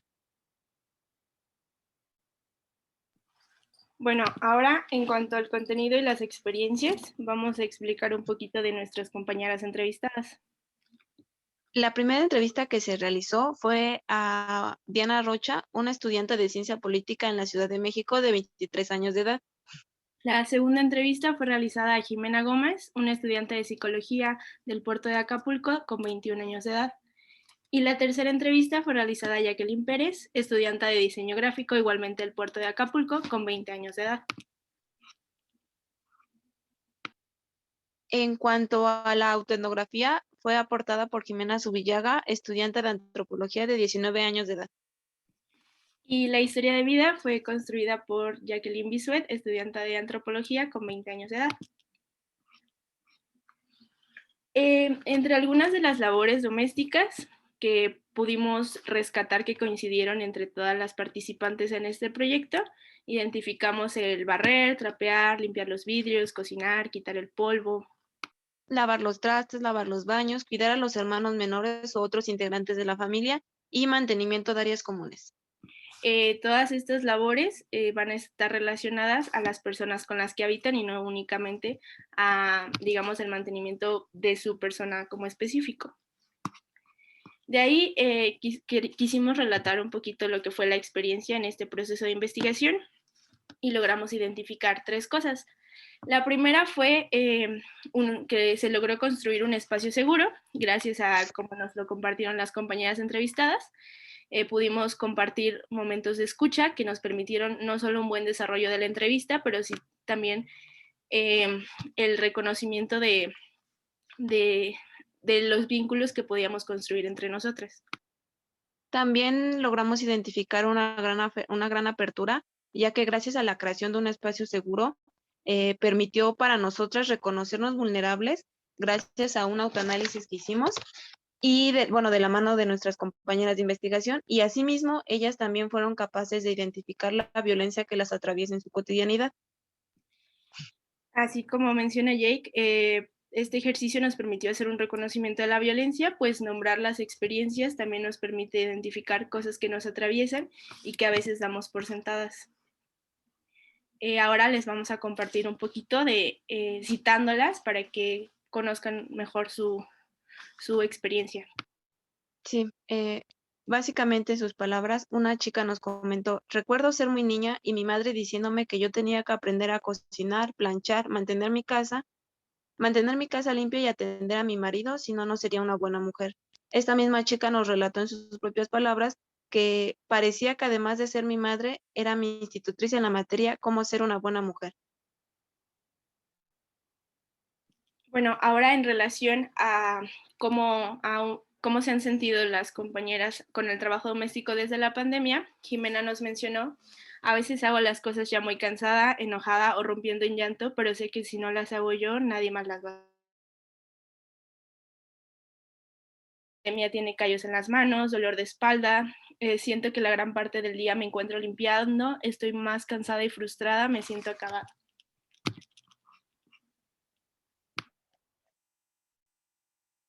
En cuanto a la autoetnografía realizada por nuestra compañera, comenta: regresar a casa fue descubrir que ese espacio había dejado de ser mío y que poco a poco iba a tener que recuperarlo, al igual que integrarme a la dinámica de hogar que se había comenzado a construir desde mi ausencia, hacerme cargo de las labores domésticas que antes eran divididas.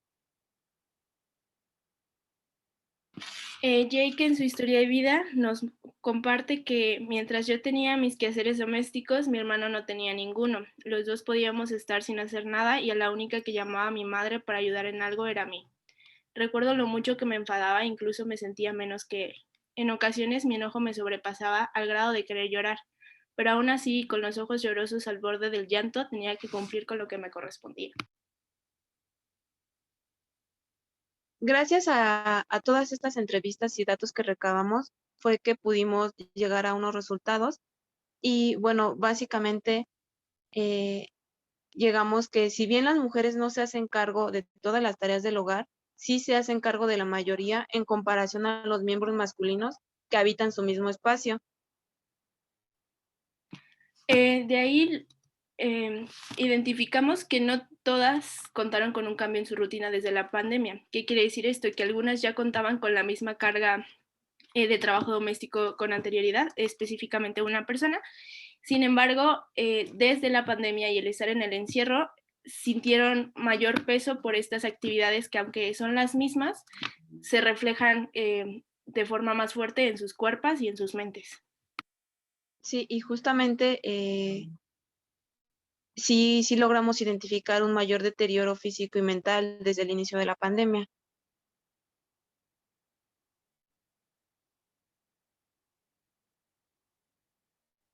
En cuanto a las afectaciones físicas que encontramos tanto en las chicas entrevistadas como en nosotras, son impresionantes porque finalmente los cuerpos reflejan dolores de espalda, pies, rodillas, dolor y callos en manos. Alguna chica comentó tener reacciones alérgicas a productos de limpieza que usa diariamente, pero que aún así tiene que usar, y dolores de cabeza que derivan en migrañas. Y esto básicamente nos dice que todas compartimos la idea de que en ocasiones a veces el hogar se torna metafóricamente como una prisión porque todas nuestras actividades las tenemos que realizar desde dentro del hogar, ya que nuestros espacios alternos se consideran riesgosos o están cerrados por el COVID. En cuanto a lo anímico, encontramos que el trabajo doméstico sí se vuelve una carga para la estabilidad emocional y identificamos tristeza, enojo, rabia, frustración, sentimiento de inferioridad, no solo en relación con los otros miembros de la familia, pero también en relación al desprestigio de las labores que como mujeres realizamos en relación al trabajo doméstico, el cansancio y la desesperación. En cuanto a lo mental, se nos es importante señalar que varias de las compañeras están ya diagnosticadas con diversos trastornos, por lo tanto las crisis de ansiedad, cuadros depresivos y crisis existenciales también se hicieron presentes. Ya para concluir esta investigación, pudimos encontrar que la distribución desigual de un trabajo doméstico representa de manera simbólica una prisión para las mujeres porque pone en juego su integridad física y emocional, porque tienen que cumplir con roles y valores sociales establecidos por un sistema patriarcal y básicamente nombrar estas experiencias que nos atraviesan a nosotras como mujeres y a nuestras cuerpos, las desgastan y esto nos permite dar cuenta o reconocer la violencia en la que vivimos. De igual forma, concluimos que la mudanza de las actividades que antes podíamos realizar en el exterior, como hacer el súper, ir a la escuela, que se transformaron ahora al interior del hogar, significó la pérdida de espacios seguros, como mencionó Jake, pero también un aumento en el trabajo doméstico. Y por último, queremos como hacer una invitación a reconocer a la sensibilidad no como enemiga del trabajo científico, pues nos dimos cuenta que al reconocernos vulnerables y compartir nuestros sentires con las compañeras de investigación, logramos no solo crear un espacio seguro, pero romper un poco con esta dinámica de investigador entrevistado y construir en conjunto lo que queríamos transmitir de lo que nos ha atravesado a lo largo de la pandemia. Por ello, queremos terminar esta presentación agradeciendo a Jimena Sánchez Gómez, Jacqueline Hernández Pérez y Diana Rocha por ayudarnos a construir esta investigación con sus valiosas experiencias y compartir sus sentires con nosotras, ya que sin ellas no hubiera sido posible. Gracias a ustedes por escucharnos y aquí un poco de la bibliografía que utilizamos.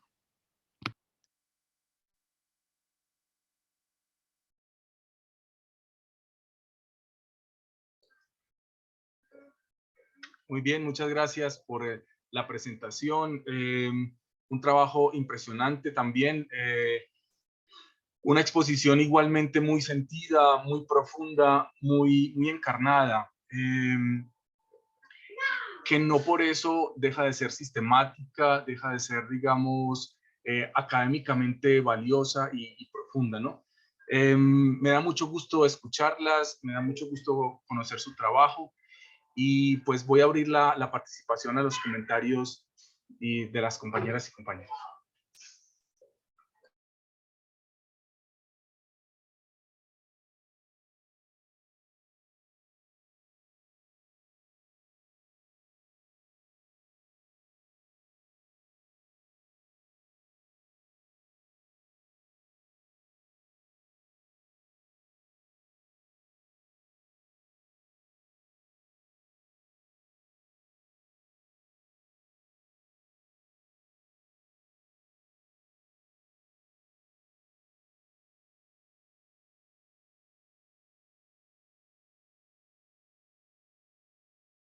Yo tengo una pregunta. La de las autoetnografías a mí me gustó mucho. Es un ejercicio que se me hace interesante, pero les quería preguntar a ustedes que cómo fue ese proceso, cómo fue esa autoexploración de conocerse a sí mismas y pues qué cambios os percibieron en cuanto a las percepciones que se tenían. Pues, o sea, sin duda, creo que para ambas fue un ejercicio difícil porque igual como, o sea, no tanto el escribirlo, porque creo que incluso nos sirvió como desahogo, pero el saber que va a ser algo que vas a compartir con otras personas a través de una pantalla, pues es complicado. Pero igual como mencionamos, sí, después de tenernos a leer, uno, todas las actividades que realizamos y que a veces nosotras mismas como desprestigiamos, ¿no? Y que sentimos que no hacemos tanto de sí, esta fue una llamada de atención como para decirnos, pues, si chambean un chorro, necesitan también descansar.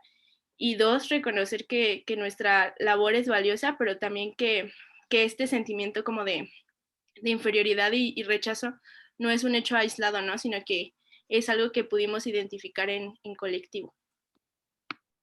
También fue muy impresionante para nosotras y sobre todo para nuestras chicas entrevistadas porque incluso ellas no se daban cuenta, no se valoraban, ¿no? Las tareas que realizaban. Y después de las entrevistas, algunas chicas sí nos dijeron como de, o sea, no estoy escuchando a mi cuerpo y no sabían, ¿no? Como que no reconocían todo lo que ellas hacían y pues sí, fue un espacio muy bonito.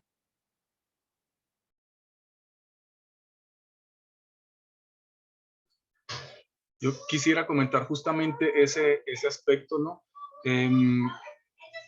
Me gusta mucho como que en el ejercicio que hicieron y aunque, digamos, desarrollan una parte de ese ejercicio en un ambiente, digamos, autoetnográfico, logran, digamos, llevar al ámbito de la palabra y al ámbito de la reflexión aspectos que están, digamos, corporalizados, ¿no? Que no se conocen previamente y que es justamente la interacción, ¿no?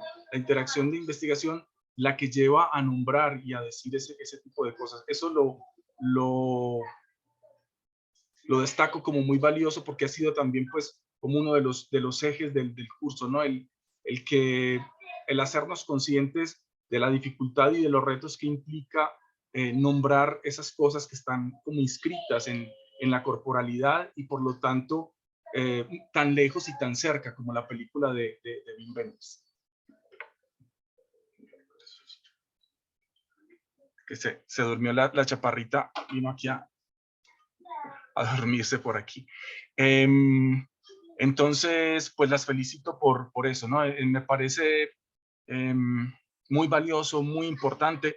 Creo que es un trabajo muy bonito. Igualmente, el ejercicio, digamos, de combinar diversas fuentes, lo hicieron muy fluidamente, lo articularon muy bien, ¿no? No es fácil juntar la experiencia personal y la autoetnografía con el trabajo con interlocutores, articular ambas cosas es un reto, ¿no? Es un reto y creo que lo hicieron de una manera, pues, notable, admirable, técnicamente muy bien hecho y humanamente, digamos, pues, notable, ¿no? Esos serían como mis comentarios. No sé si alguien más quiere agregar algo al respecto de su trabajo. Las felicito de verdad de todo corazón.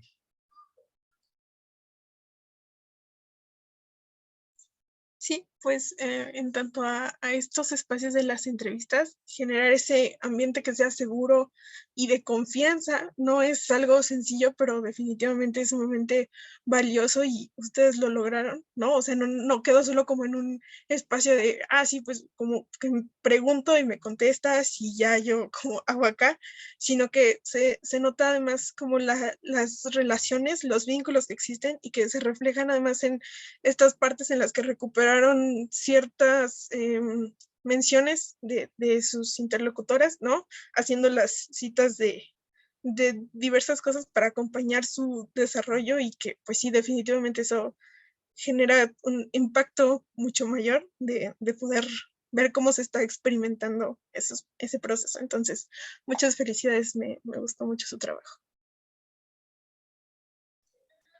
Resaltar también un aspecto que tiene que ver con un asunto muy importante en la teoría antropológica contemporánea, ¿no? Y es la cuestión de que la reflexión, digamos, racional o la mirada o la comprensión, digamos, lógica y disciplinar de un fenómeno no se riñe o no excluye, digamos, la empatía y la comprensión emocional de lo que está sucediendo, ¿no? Creo que lo hicieron se ve la seriedad del trabajo académico y se ve, digamos, la humanidad, ¿no? O sea, no sé, una cosa no excluye la otra, ¿no?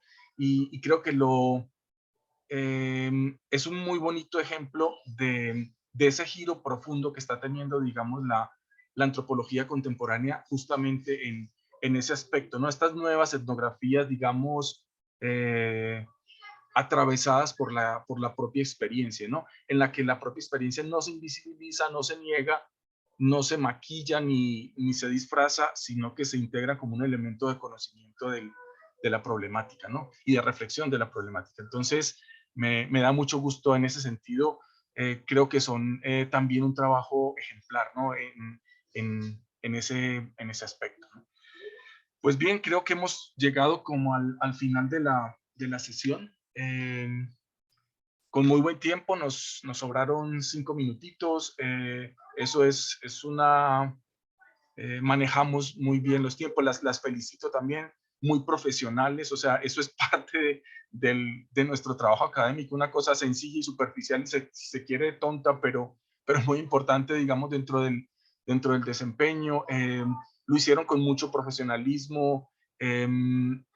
Vamos entonces a cerrar la grabación, a invitarlas a a todas y a todos para la próxima sesión continuar con este trabajo. Igualmente vamos a subir la grabación al grupo de Facebook y al blog, y las infografías, por favor, compártanlas para poder compartirlas con todas y todos. Pues muchas gracias.